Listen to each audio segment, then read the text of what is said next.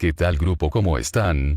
Al parecer el post de las teorías conspirativas y leyendas urbanas colombianas, fue un Eric 2.0 y ha generado bastante revuelo. Es tanto así que hay más de 5000 comentarios, y en el intento de verlos todos, a más de uno se le buguea Facebook, así que me di a la tarea de hacer una recopilación de todos ellos, tipo vídeos de preguntas de Reddit. Sé que un parcerito ya realizó una recopilación por PDF.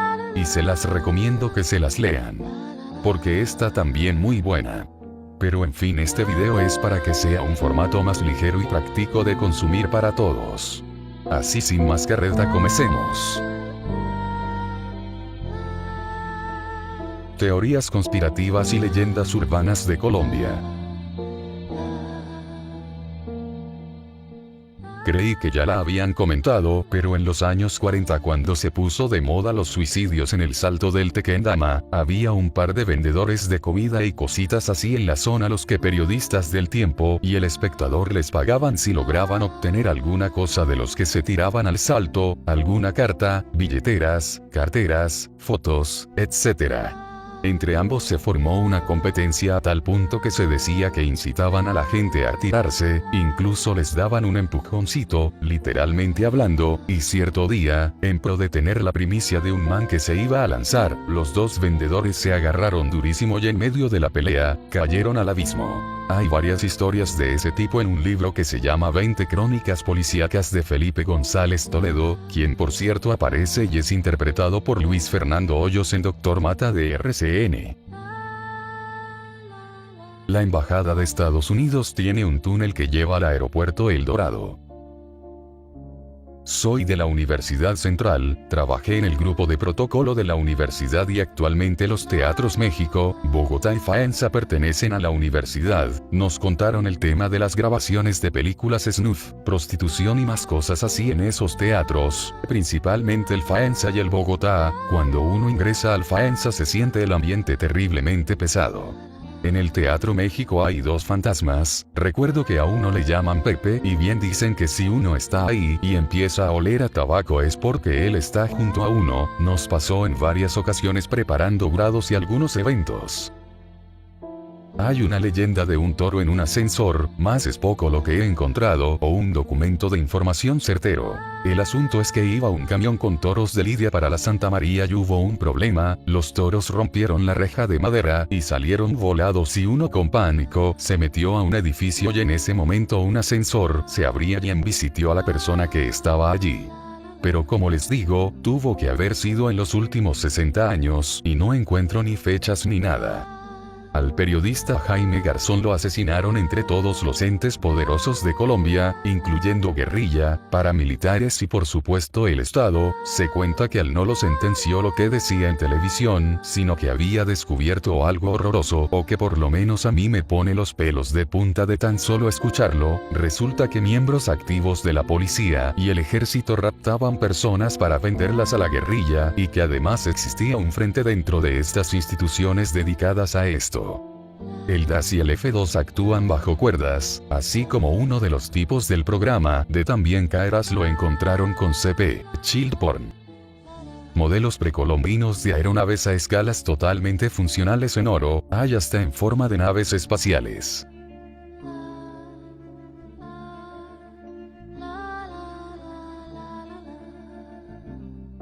En Barranquilla en los años 90 había una facultad de medicina que mataba a habitantes de calle para estudiar y vender sus órganos. La estrategia para atraerlos era diciéndoles que si querían comida o algunos que eran recicladores les decían que tenían mucha basura que sacar y que de pronto había algo que fuese útil. El caso es que la inocencia les iba a costar la vida y cada vez que uno de ellos entraba nunca salía y jamás lo volverían a ver. La facultad fue descubierta y cerrada, además capturaron a estudiantes, maestros, personal de seguridad y aseo, todo gracias a un testimonio de un habitante de calle que entró a la facultad a buscar reciclaje y le dieron una fuerte golpiza que hizo que terminara inconsciente. Cuando el hombre despertó vio que estaba en una camilla y se levantó perdido por la golpiza y dice que vio en bandejas y baldes como carne para más tarde darse cuenta de que había ojos, intestinos y toda clase de órganos humanos. El hombre afirmó que vio también otros cuerpos en camillas, y definitivamente eran habitantes de calle. El caso es que el hombre logró salir corriendo y gritando por ayuda. Afortunadamente las personas que vivían a los alrededores de la facultad llamaron a la policía y ahí es donde comienza un gran escándalo en la ciudad de Barranquilla y la fuerte crítica contra la Facultad de Medicina.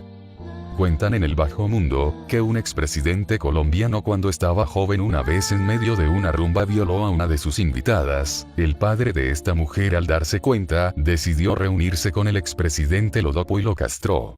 El padre de esta chica, fue recluido en la cárcel La Modelo de Bogotá y lo apodaban el médico. Cuentan que por La Calera existió un restaurante muy famoso por la época de los 70 y 80 donde solo podía entrar gente de dinero y muy selecta, y el menú principal era carne humana. Confirmo, el restaurante era por La Calera, el chef era italiano y la comida exquisita. Se dice que a ese restaurante llegaron cuerpos de la toma al Palacio de Justicia. El coronavirus a Colombia llegó semanas o meses antes de que se diera el primer caso. Se estuvo planeando durante 15 días cómo contarle al pueblo que el virus oficialmente había llegado sin que se alarmaran ni indignaran porque los que lo trajeron fueron 2 funcionarios del gobierno por incompetentes. Información oficial, a mí me dijeron 15 días antes, la noticia sale el 6 de marzo, y así fue. Según dicen en Barranquilla hay unas instalaciones militares subterráneas para proteger a los altos cargos del país en caso de una guerra, está bajo las instalaciones de la Brigada N2, esto es algo que jamás se ha comprobado, pero que he escuchado varias veces. El que haya pasado por ahí sabe que es un terreno inmenso que solo tiene una construcción relativamente pequeña en el centro, dicen que la verdadera instalación es subterránea y desde ahí realizan labores de inteligencia y hay unos búnkers para proteger al presidente y otros altos mandos. Adjunto una foto de Maps X de lo que está en rojo, son las únicas construcciones que hay en el terreno.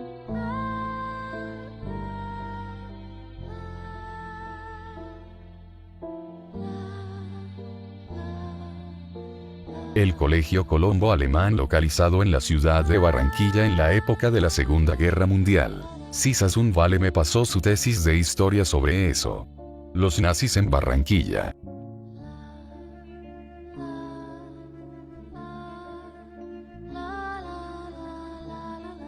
Otro parque recuerdo de la farándula criolla. 1. Sara Corrales, la vieja de Vecinos, trabajaba en la piscina o el castillo y allá se levantó a un machito de influencias que la puso a trabajar en Caracol. Algunos clientes de la vieja decían que era muy caliente y que hacía tremendos shows los fines de semana. 2. La personalidad del personaje de Javier Jaramillo de Pandillas, Guerra y Paz, está basada en Esteban Araque de los famosos VGs de Unicentro, grupo al que posiblemente habría pertenecido Freddy Ordóñez, actor quien representó ese papel. También está el Cerro Tusa en Venecia, Antioquia, es la pirámide natural más grande del mundo, en una de sus partes se supone que hay una cara de un indígena y según cuentan cuando un carro pasa por esa parte en las noches, se apaga.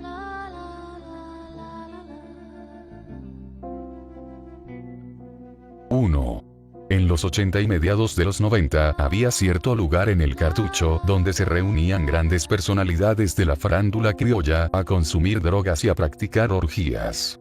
Era un sitio súper exclusivo y las farras eran demasiado densas, por eso es que mucha gente de la farándula criolla de esas épocas resultó tan llevada por el vicio, María Eugenia Dávila o Jimmy Salcedo por ejemplo. 2. Fue un rumor muy fuerte en las altas esferas que la vieja de Naturalía, Gloria Valencia de Castaño creo que es el nombre, y Pacheco eran dueños de varios prostíbulos de la ciudad. Se dice que a mediados de los 70 el Pentágono buscó entrenar a videntes para hacer acciones de inteligencia y espionaje por medio de visión remota. Uno de los lugares trabajados fue San Andrés donde llegó un ingeniero, uno de los más importantes del proyecto Stargate, infiltrado como turista, a los videntes se les pedía que describieran los lugares que visitaba el ingeniero por medio de dibujos, sin siquiera tener referencias fotográficas del lugar. Los resultados eran increíbles ya que en su mayoría eran muy precisos. Cabe aclarar que este proyecto se creó bajo órdenes de la CIA, dejo imagen de referencia sobre plano del aeropuerto GRP de San Andrés elaborado por uno de los videntes.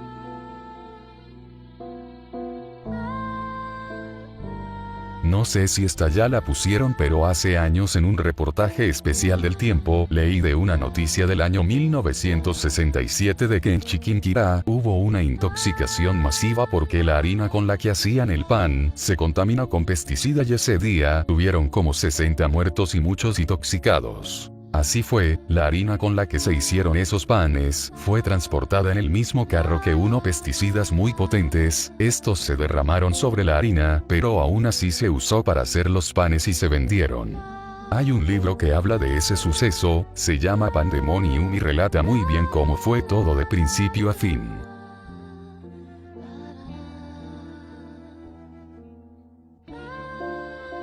Aquí puede ir esto. Pasó hace mucho tiempo, sin embargo todos tienen presente este evento, dicen que hay fotografías del suceso. Incluso se comenta que una niña murió debido a la sobrecarga de voltaje en la energía.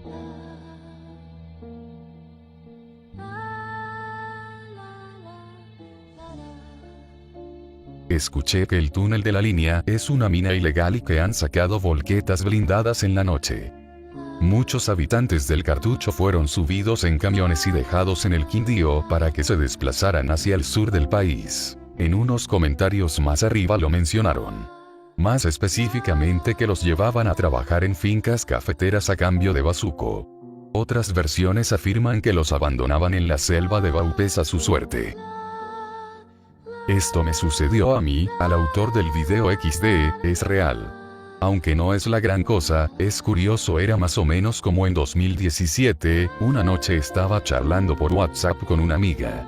Estaba aburrido y salí a la ventana a asomarme y a chismosear lo que pasaba en el barrio, mientras seguía pegado en el celular. Cuando de un momento a otro comenzó a escucharse en el cielo un zumbido fuerte, el cual no se sentía uniforme. Parecía que abarcara todo el cielo, se me hizo extraño ya que no parecía un avión, y claramente conozco bien el sonido que realizan estos, ya que donde estoy ubicado es zona de tránsito continuo de los aviones que salen del Dorado, el sonido se extendió aproximadamente como por unos 10 minutos. De ahí me dio por contarle, por mensaje a la muchacha con la que estaba hablando. Ella dijo que por curiosidad iba a salir a la terraza de su casa a escuchar si también lo oía. Y me contestó que sí, escuchaba el mismo ruido que le parecía como algo mecánico y no algo natural. Lo más raro de todo eso es que ella vive en Fontibón y yo vivo en Mosquera. Aproximadamente unos 16 kilómetros de distancia. La teoría más reciente que he escuchado es que Carlos Olmes no estaba tan grave del COVID, él estaba con oxígeno nada más, pero lo que pasó es que por orden directa de Uribe, este ordenó que lo intubaran y una vez te intuban tienes menos del 30% de salir vivo. La idea era que Carlos Olmes iba a ser el candidato del CD para presidente, pero Uribe quiere montar a su hijo Tomás y pues tenía que sacarle al rival más duro. Siempre se ha dicho que Pipe Bueno es hijo de un narco, quien patrocinó el inicio de la carrera del artista por allá entre 2007, 2008, por eso en aquella época Pipe Bueno salía hasta en la sopa. Recuerdo que Servientrega regalaba el primer disco que sacó Pipe Bueno.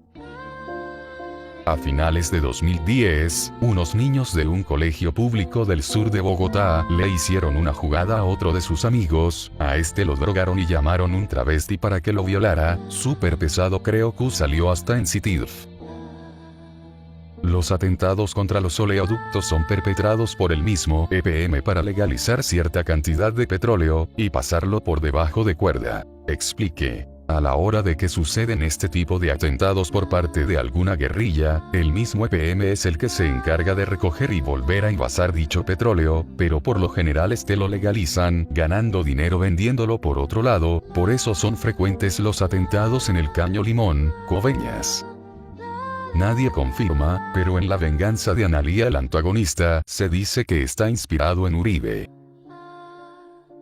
La mayoría de niños de bienestar familiar están en lista de ventas y no los adoptan. Pero son solo los bebés, los de menos de un año los venden, los que dan en adopción suelen ser ya grandes. Eso es real, yo estuve en ICBF. Hacían el cambiazo para que esa gente también hiciera donaciones a la fundación que lo entregaba. Esta me dio mucho miedo. Me la contó un excombatiente de FARC cuando hacía unas entrevistas para un documental sobre el acuerdo de paz. A final de los 90 él y 3 combatientes más tuvieron que separarse del parche con el que iban porque los paras venían acodándolos desde hace días en la región del Catatumbo. Estaba lloviendo mucho y en cuestión de unas 6 horas, caminando entre la selva se perdieron. Ya en la noche, seguía lloviendo mucho, se treparon a unos árboles para buscar refugio y evitar que los rastrearan. Estando ahí empezaron a ver unas luces como del tamaño de un perro pequeño que recorrían la tierra de un lado para otro. Del susto pues no podían hablar, pero se miraron entre todos para verificar que todos las estaban viendo. De repente uno de ellos, el más joven que tenía un apodo como Mono o Chiqui, se bajó del árbol como hipnotizado y en medio de la lluvia desapareció con las luces. Él me cuenta que estaban todos paralizados y les fue imposible seguir al man o hablar o bajarse de los árboles.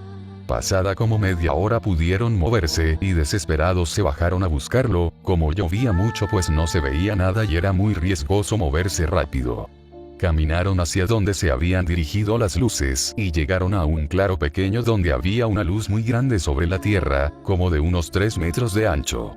Y empezaron a escuchar gemidos y gritos y gente quejándose. La luz era azul y allí ya no llovía. Él se asustó mucho y no se podía mover, pero otro compañero mayor se arrodilló y empezó a rezar y a pedir perdón por las vainas que había hecho y se puso a llorar, y todos empezaron a llorar como en una mezcla de arrepentimiento, tristeza y mucho miedo. Él dice que la luz se fue moviendo entre la tierra y no la vieron más. Y que duraron ahí quietos llorando como unas 2 horas. Al otro día entre el susto y el miedo, decidieron empezar a buscar la luz y el rastro del compañero que se había perdido pero nada. Al tiempo un indio Bari les dijo que la luz no era de este mundo y que a veces venía a llevarse gente, que se alimentaba del dolor y de la tristeza de la gente. Bueno gente, eso es todo. Sé que faltaron muchos más, pero les dejo estos que pude recopilar. Perdón por lo largo del video y la cancioncita de fondo. Nos vemos chimazos. Dios les bendiga.